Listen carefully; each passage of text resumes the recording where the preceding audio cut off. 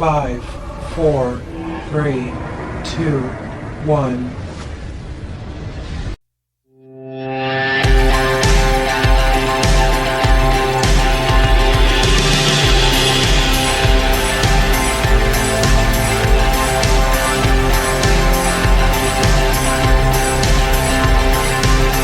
अस्सलाम वालेकुम दोस्तों, welcome to Ayesha beauty net tip.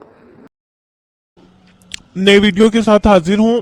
आज की वीडियो में मैं आपको मछली खाने का आसान तरीका बताऊंगी, क्योंकि सर्दियों का मौसम है और फिश सभी को पसंद है। बहुत सारे लोग जो है वो इसे शौक के साथ खाते हैं, पसंद करते हैं, लेकिन उसमें से कुछ लोगों के साथ मसला है कि वो डरते हैं कि अगर गलती से कांटा उन्होंने निगल लिया तो बहुत बड़ा मसला हो जाएगा।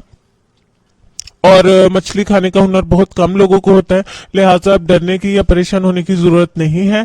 आज की वीडियो में आपको आसान सा हल बताऊंगी कि अगर आपने फिश खानी है तो कैसे खानी है, और अगर आपने गलती से कांटा निगल लिया है तो आपको उसका फौरी ट्रीटमेंट या इलाज कैसे करना है।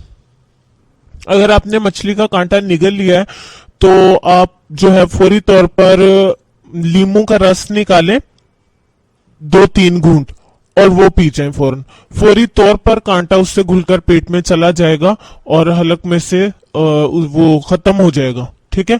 इसके अलावा एक और हल है कि अगर आप लीमू नहीं पीना चाहते तो आप कच्चा अंडा उसको अच्छी तरह से फेंटे, उसकी झाग सी बन जाए तो वो निकल जाए, वो पी लें, उससे भी कांटा निकल जाता है। इसके अलावा एक और टिप भी है कि अगर आप इन दोनों में से कोई ना करें तो थोड़ा सा गुड़ लें, जो मीठा गुड़ होता है वो आप खा लें। सिंपली कुछ भी नहीं करना, उससे भी कांटा हलक से निकल जाएगा। तो अब फिश खाते वक्त परेशान होने की जरूरत नहीं है। वैसे मेरा सजेशन यही है कि आप लोग जब भी फिश खाएं एहतियाती तौर पर लीमू पास रखें। लेमन वाटर जो है वो उसका आधा कप अपने पास रखें। वैसे तो लीमू लगा के भी मछली अगर खाई जाए तो उसका भी फायदा है, उससे तो फौरी तौर पे भी कोई मसला नहीं होता। अगर आप लीमू के बिना खाना चाहते हैं तो कोई मसला नहीं, आप अपने पास रखें ताकि फौरी तौर पर अगर कोई ऐसी प्रॉब्लम हो जाए तो आपको परेशानी का सामना ना करना पड़े।